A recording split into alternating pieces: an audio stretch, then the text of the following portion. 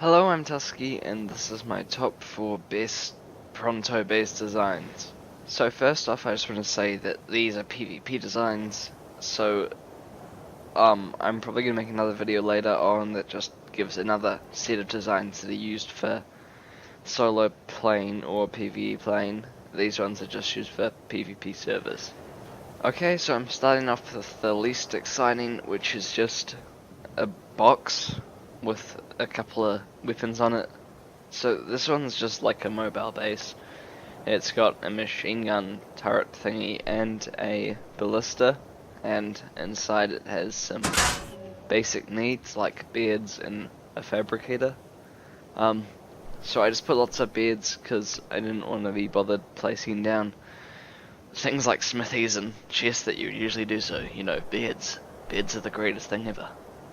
And then we have a little hatch going up to the ceiling, which takes you to the weapon. And, oh. Okay, so I sorted that problem out. Anyway, it's a pretty simple design, but it does what it needs to do.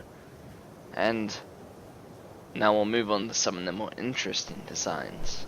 So this design is a kidnapping design. You might notice there's 9 crates on it. That's for capturing people, and then over here we have some storage containers and a ballista. So that was just a quick overview, and now we'll have some better looks at some of the stuff. So it's got doorways, which I just shit. So we've got doorways, which just work as little barriers to have defense from and shoot your gun out of, with having way more vision than just a window. And then you've got a ballista, which can be used to kill things and do that, what's it called? That chain bowler thing to big dinosaurs that your enemy might have. Then it's got some storage crates just to store stuff like handcuffs if you're capturing people, and lots of crates. But then there's my favourite thing that's in here, which is a little trapdoor here, which has a little hidden underground part here, which can be used to throw some bodies in there and run out of space inside your crates. So that was my taming design, and now we're going to move on to the next one, which is a base destroyer design. The taming design is pretty simple like the other one, and probably has too many crates, but that's all, so it works. Okay, so this is the base destroyer. I might have gone a little overboard. I managed to turn a dinosaur into like a battleship, but walking. What would you call that? I don't know, like a battle tank or something. Anyway, it has 6 cannons, 1 rocket launcher, and 2 catapults. That's useful. So in the main bit here, there's a little access to everything, so I can go here and change aims to cannons. Can walk around there to do that one. I've got access to basically everything here. And then up there is the rocket launcher. So there is 3 storage containers just here. And to get to the rocket launcher, you just walk in there and click onto the rocket launcher. And then you end up back down there.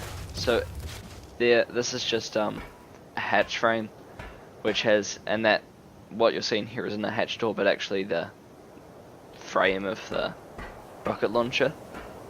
So that was basically this bit. Oh yeah, also there's walls here which work as just defense when you're trying to be around here. I guess the cannons work as pretty good defense as well, because you have to shoot through them to get you. Anyway, let's go inside. So here are more storage crates. They're just like everywhere, so I need to fill up the rest of the space, and you can't have enough storage.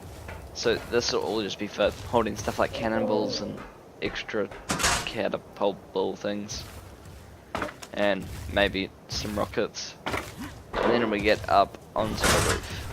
Now we have 2 catapults and another storage crate. So these ones could just be used to have better accuracy and some more shots at stone bases, because you don't want to go wasting all of your rockets. That was close.